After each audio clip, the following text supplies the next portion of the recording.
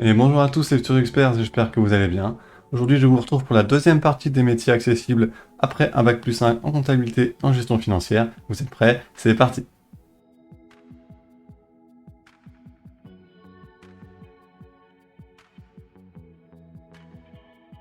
Si vous voulez devenir l'expert de demain en comptabilité et en gestion, bienvenue sur cette chaîne.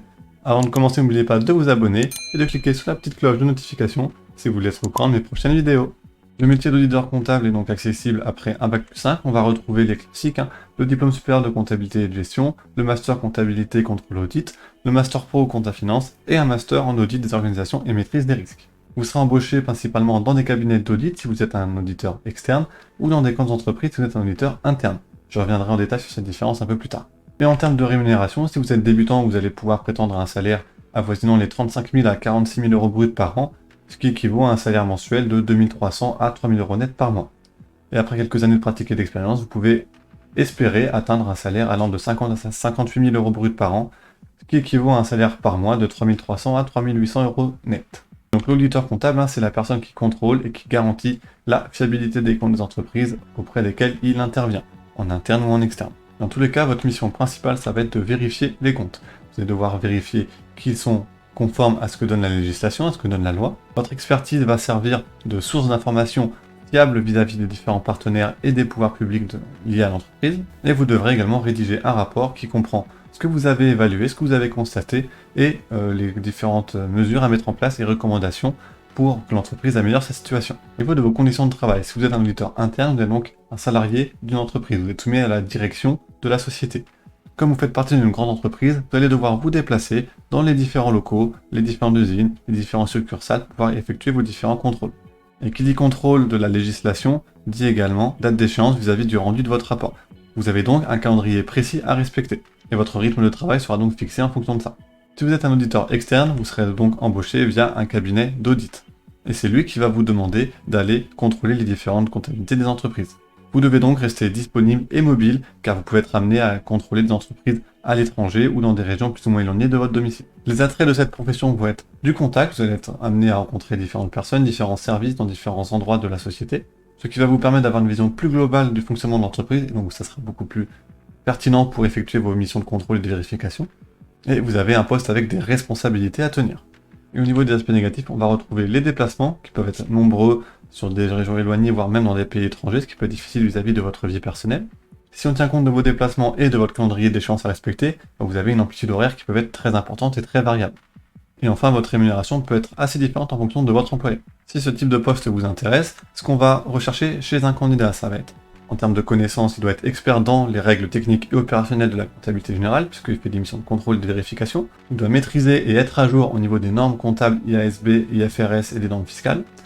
Maîtriser les logiciels d'audit est conseillé, et souvent apprécié par les recruteurs. Et l'anglais est également souvent demandé, voire même devient aujourd'hui incontournable, puisque les entreprises ont des filiales à l'étranger, et donc la langue parlée le plus demandée, ça va être l'anglais. En termes d'expérience, il faut savoir que la formation offre un certain nombre de stages programmés, et c'est ce qui vous servira principalement d'expérience à faire valoir sur votre CV. Que ce soit en audit interne, externe, voire même vous avez la possibilité d'être audit pour la fonction publique.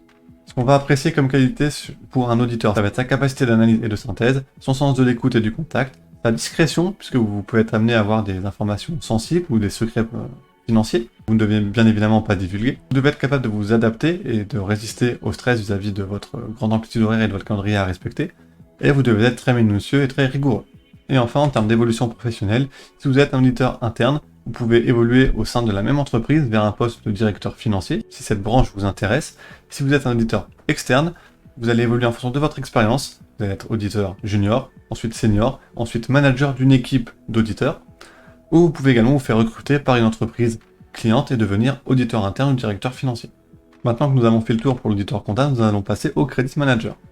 Pour devenir credit manager, vous devez avoir donc le DSCG, le master CCA. On va retrouver ici un master en credit management, le master pro comptabilité finance, ou également une école de commerce en option finance. Je vous ai également proposé des spécialisations un peu plus poussées si vous voulez amener encore vos études vers un bac+6.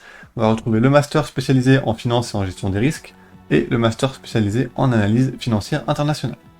Vous serez principalement recruté auprès des grandes entreprises, mais on constate que de plus en plus des PME commencent à sentir l'utilité d'avoir un credit manager au sein de leurs équipes. Au niveau de la rémunération, le credit manager débutant aura un salaire avoisinant les 40 000 à 50 000 euros bruts par an, qui correspond à un salaire mensuel net de 2 600 à 3 300. Et après quelques années de pratique et d'expérience, si vous passez credit manager confirmé, vous pouvez espérer avoir un salaire allant de 54 000 à 60 000 euros bruts par an, ce qui équivaut à un salaire mensuel entre 3 500 et 4 000 euros net. Concrètement, le credit manager, c'est un spécialiste du risque d'impayé avec les clients. Donc, vous allez mettre en place tout un processus de qualité et de suivi vis-à-vis des différents paiements et des échéances de vos clients. Vous allez suivre l'évolution des ventes, la logistique, la comptabilité et l'aspect légal. Votre mission principale, c'est de faire en sorte d'accélérer les encaissements des clients, faire en sorte qu'ils payent plus vite et d'éviter qu'ils ne payent pas ce qu'ils vous doivent. Et ainsi, vous allez sécuriser le chiffre d'affaires de l'entreprise qui va lui permettre de se développer et d'assurer sa pérennité dans le long terme. Pour y arriver, vous allez donc analyser le profil de chaque client, sa solvabilité, ses antécédents avec l'entreprise, sa réputation, etc. Vous allez définir une politique de crédit en fonction de chaque profil de client que l'entreprise a, en fonction des règles spécifiques qu'a choisi de mettre en place l'entreprise et de ses impératifs comptables. Et enfin, vous allez rédiger des rapports avec des préconisations à destination de directeurs commerciaux afin de leur apporter des conseils sur les démarches commerciales à mettre en place pour réduire les risques d'impayés. Il faudra également que vous optimisiez et surveilliez les délais de règlement établis dans les états de reporting. Vous allez également pouvoir proposer des solutions de financement aux clients qui auraient des difficultés de paiement. Et vous allez mettre en place toutes les démarches de recouvrement. Relance des clients qui n'ont pas payé, suivi des litiges en cours et mise en place et suivi des procédures judiciaires si nécessaire. Au niveau de vos conditions de travail, donc vous serez en étroite collaboration avec le service comptable, le service financier et le service commercial. Vous serez également en relation très régulièrement avec vos clients, que ce soit par téléphone ou en contact direct via des déplacements. Et vous pouvez également amener à être en contact avec la direction par rapport aux conseils que vous aurez donnés sur la politique de crédit à formaliser et à mettre en place. Au niveau des attraits de la profession, il y a la rémunération qui est plus trop attractive. Vous avez des interlocuteurs et des situations très variées, que ce soit avec le commercial, avec l'aspect financier ou avec la comptabilité ou même avec l'aspect légal, ce qui est très bien pour ceux qui n'aiment pas un travail monotone. Par contre, c'est une profession qui est un peu moins connue en France actuellement, mais qui commence à développer de plus en plus chez les PME, et vous avez quand même une forte pression, une forte responsabilité vis-à-vis de la direction. Donc si ce type de poste vous intéresse, le profil qu'on va rechercher chez les candidats, ça va être déjà des connaissances solides en comptabilité analytique, en gestion financière et en droit des affaires. Vous devez maîtriser les ERP et les logiciels de pack-office, donc traitement de texte, tableur, SQL, VBA et présentation. La maîtrise de l'anglais est obligatoire et une troisième langue est souvent demandée dans les postes spécialisés à l'international ou dans l'import-export.